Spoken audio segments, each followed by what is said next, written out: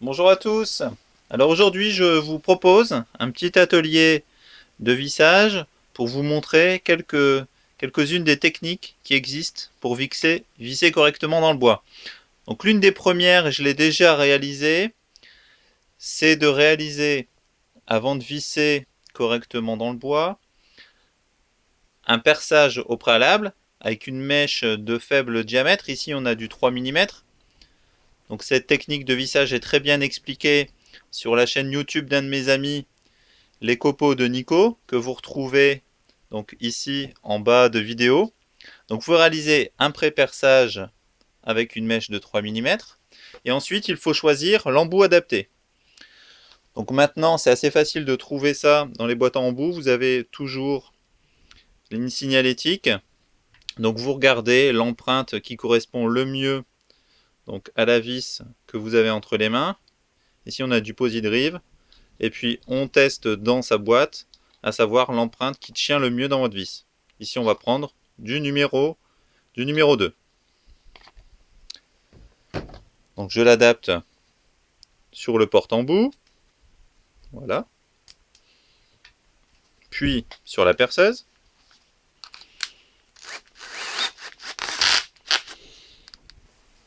On tient la visseuse verticalement, voilà, si besoin on cède en appuyant sur le haut de la visseuse, et c'est parti, on visse tranquillement,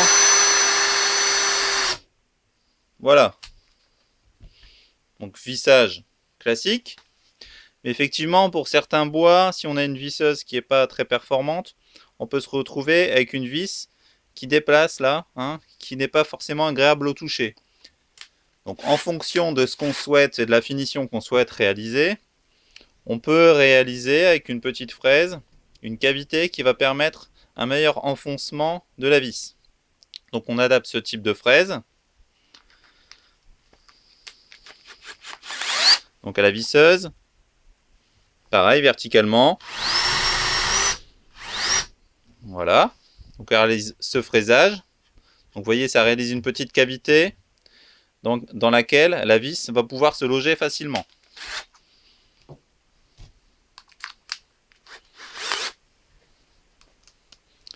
C'est parti.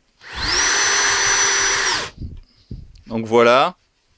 Au niveau finition, ça frotte plus du tout. La vis est totalement intégrée dans le bois.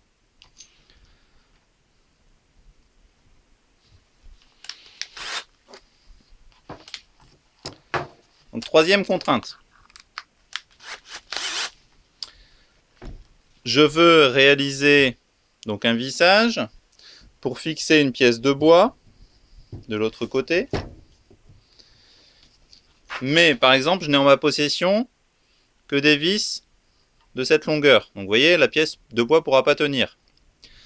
Donc je vais vous montrer une astuce pour pouvoir intégrer cette vis le plus loin possible afin qu'elle tienne cette pièce de bois. Donc pour cela, vous avez besoin de forêt à bois. Donc on prend un forêt à bois qui va être supérieur au diamètre de la tête de vis. Donc tout simplement on compare. Ici ça risque d'être un peu juste.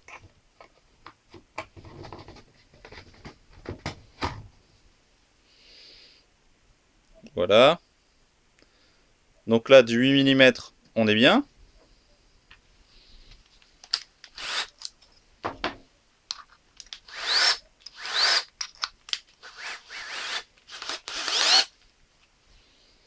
Voilà, j'adapte donc le forêt 8 mm sur ma visseuse.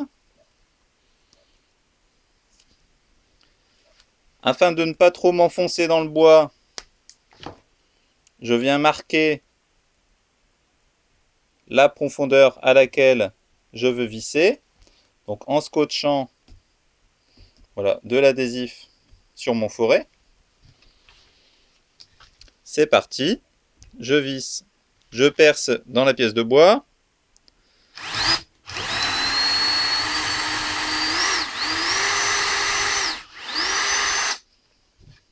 Voilà. Donc j'ai réalisé un trou de la profondeur souhaitée.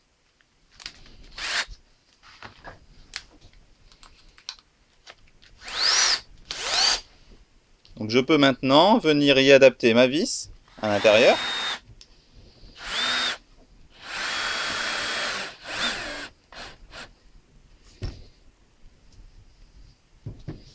J'adapte ma pièce de bois. Donc je réalise le vissage. Donc vous voyez que cette vis a réussi à s'intégrer en profondeur et que la pièce de bois est correctement fixée. Voilà, donc maintenant au niveau finition, en fonction de ce que vous souhaitez réaliser, donc deux solutions s'offrent à vous. Vous avez la traditionnelle pâte à bois, donc qui permet de reboucher, donc de cacher cette vis qui risque d'être apparente. Donc ça c'est parfait si par la suite vous souhaitez réaliser une peinture. Ou sinon si vous voulez quelque chose d'esthétique, vous avez ce qu'on appelle des tourillons. Donc ici un tourillon en 8 mm que vous pouvez insérer dans le trou que vous avez fait à l'aide de votre forêt au préalable. Donc vous l'insérez. Bien évidemment, auparavant, vous y mettez de la colle à bois. Et après, à fleur, vous pouvez venir couper ce tourillon.